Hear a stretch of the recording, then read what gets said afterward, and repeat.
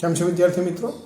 ધોરણ 6 ચેપ્ટર 3 ત્રીજા વિડીયોની અંદર આજે આપણે આપણા પ્રાચીન ગ્રંથો વિશે ચર્ચા કરવાના છે. અને એમાં ગ્રંથોની જ્યારે વાત થાય છે ત્યારે સૌથી પહેલાં આપણે વેદો યાદ આવે છે. અને વેદોની અંદર પણ સૌથી પહેલાં જે વેદનું નામ લેવાય છે તે વેદનું નામ છે ઋગ્વેદ. મિત્રો, ગ્રંથોમાં વેદ તો આપણા વૈદિક શાસ્ત્રની અંદર આપણા 4 વેદો છે: ઋગ્વેદ, યજુર્વેદ, સામવેદ, અથર્વવેદ.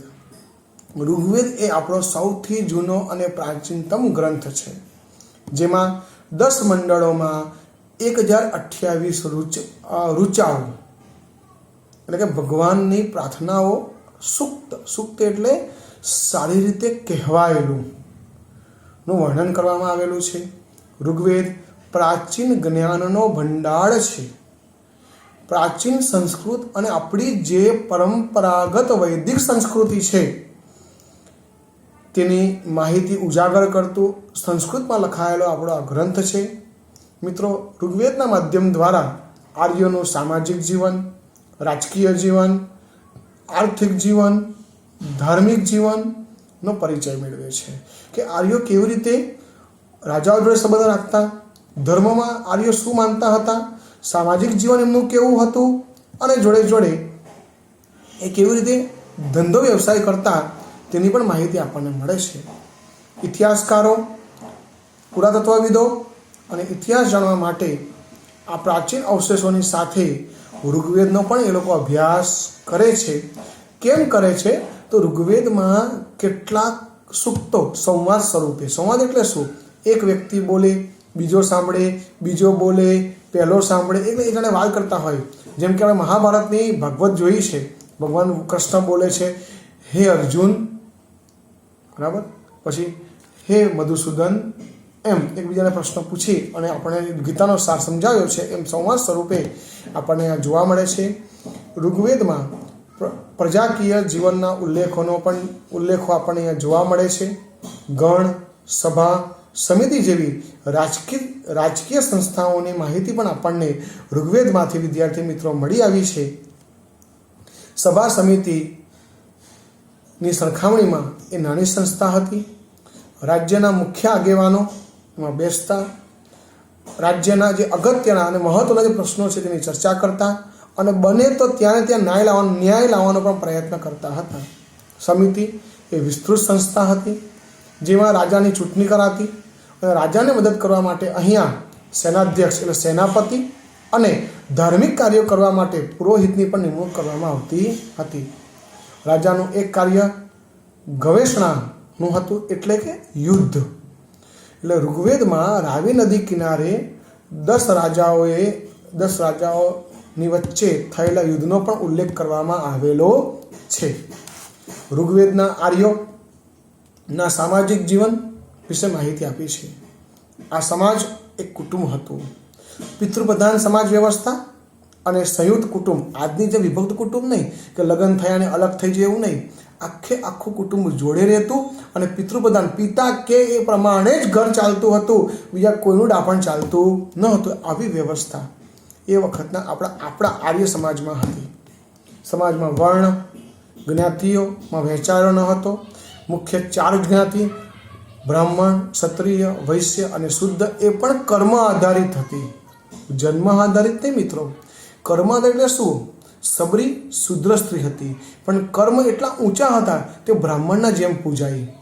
પરશુરામ જન્મથી બ્રાહ્મણ હતા, પણ કર્મ એના ક્ષત્રિયના હતા, બરાબર છે. તેવી રીતે વિશ્વામિત્ર એક રાજા હતા, પણ એમને ઘણું બધું કામ કર્યું, પણ જે જશ અને જે તપ જોતું હતું ન મળ્યું, માટે ઋષિ બને છે, બ્રાહ્મણ બને છે અને મહાન મહર્ષિ વિશ્વામિત્ર તરીકે ઓળખાય છે. મિત્રો, કર્ણ જન્મથી એ ક્ષત્રિય હતો, પરંતુ એનું પાલન પોષણ શૂદ્રને ત્યાં થયું હતું. આખી જિંદગી એને શૂદ્ર પુરુષ તરીકે રહેવું. એટલે આપણે ત્યાં કોણ મહત્વનું હતું? જન્મ મહત્વનો હતો નહીં, પરંતુ કર્મ મહત્વનું હતું. કર્મને આધારે જ માણસ ઓળખાતો હતો. હવે વિદ્યાર્થી મિત્રો સમજણ પડતી હશે. આપણે ત્યાં બધા સરખા સમાન ગણવામાં આવતા હતા. ઉચ્ચ નીચના કોઈ ભેદભાવ ન હતા. બધાને સમદ્રષ્ટિને સમાન, બધાને સરખા ગણવામાં આવતા હતા. સ્ત્રીઓનું સમાજમાં ઊંચું સ્થાન હતું. જેમ અત્યારે સ્ત્રીઓનું સ્થાન કંઈક અંશે પડી ગયું હતું, પણ પહેલાંના સમાજમાં સ્ત્રીઓનું સ્થાન ઘણું ઊંચું હતું. અને સાથે સાથે સ્ત્રીઓને આઝાદી પણ હતી. બરાબર છે. એમને જે પણ શિક્ષા મેળવવી હોય, શસ્ત્ર શિક્ષા મેળવવી હોય, શાસ્ત્ર શિક્ષા મેળવવી હોય, તે મેળવી શકતા હતા. સ્ત્રીઓને સધર્મચારિણી ગણવામાં આવતી. યજ્ઞ યાદી ક્રિયાઓની અંદર પણ પુરુષની બરાબર સ્ત્રીઓને પણ બેસાડવામાં આવતા હતા. બરાબર મિત્રો, અપાલા, લોપામુદ્રા, ઘોષા, ગાર્ગી, લીલાવતી, આ બધી એવી વિદુષીઓ છે કે જેને આ ઋગ્વેદની ઋચાઓ પણ રચી છે. કન્યાની પુખ્ત વય, એટલે જેની લગ્ન વય થાય 18 વર્ષની ઉપર, પછી એનું લગ્ન કરવામાં આવતું હતું. એ પહેલાં લગ્ન કરવા માટે દેવામાં આવતા ન હતા. ઋગ્વેદની અંદર ઇન્દ્ર, વરુણ, અગ્નિ, સૂર્ય વગેરે દેવોનો ઉલ્લેખ થયેલો છે. સવારની દેવી ઉષા અને સાંજની દેવી અદિતિનો પણ અહીંયા પૂજા કરવામાં આવતી હતી. મિત્રો, આપણે સવારે પણ પૂજા કરીએ છીએ અને સાંજે સંધ્યા આરતી પણ આપણે સંધ્યા પૂજા પણ આપણે કરીએ છીએ. એ આર્ય સંસ્કૃતિની આપણને ભેટ છે. ઋગ્વેદમાં ગાયો, ઘોડા અને બળદની ચર્ચા ઠેર ઠેર જોવા મળી છે. ઋગ્વેદમાં અન્ય પશુઓની સરખામણીમાં સૌથી વધારે ચર્ચા ઘોડાઓની થયેલી છે. એટલે એ બતાવે છે કે આપણા જીવનમાં, મનુષ્ય જીવનમાં, તે વખતના મનુષ્ય જીવનમાં પશુપાલન અને પશુનું શું મહત્વ હતું. પશુઓ માટે યુદ્ધ કરવું એ કબીલાઈ જીવન જીવતા લોકો માટે સામાન્ય હતું. અને એ વખતે તમારી સંપત્તિ, તમે કેટલા રૂપિયાવાળા છો, તો એ ગાય, તમારી ભેંસ, તમારા ઘોડા, એ પ્રમાણે નક્કી ખબર પડે તમે કેટલા રૂપિયાવાળા છો. આમ પશુપાલન એ સામૂહિક રીતે થતું. અને ઋગ્વેદકાલીન અર્થવ્યવસ્થામાં પ્રારંભિક ચરણમાં કૃષિ ગૌણ હતી, પશુપાલન મુખ્ય હતું. બરાબર છે મિત્રો. આ સાથે જ ચેપ્ટર નંબર 3 આપણે પૂર્ણ જાહેર કરીએ છીએ. આ ચેપ્ટર પછી તમે સાથે જ સ્વાધ્યાય પણ તમને આપી દેવામાં આવશે.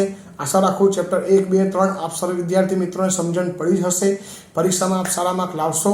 અને સાહિત્ય પરીક્ષા આપણા માટે એક સમજો ગૌણ છે વિદ્યાર્થી મિત્રો, પણ આપણે આપણી સંસ્કૃતિ વિશે જાણતા હોઈએ તો આ પાઠ પત્યા પછી આપણને ખરેખર ગર્વ થવો જોઈએ કે હું એક આજથી 5000 વર્ષ જૂની સંસ્કૃતિનો સીધો વારસદાર છું. સિંધુ ખીણ સંસ્કૃતિ મારા ભારતની સંસ્કૃતિ છે. આ સંસ્કૃતિ ઉજ્જવળ છે, એના સંસ્કાર ઉજ્જવળ છે, એની સભ્યતા ઉજ્જવળ છે, અને હું એ સંસ્કૃતિને હજુ પણ ઉજ્જવળ કરીશ એવી ભાવના તમારા અંદર વિકસવી જોઈએ. જય હિન્દ, જય ભારત, ભારત માતા કી જય.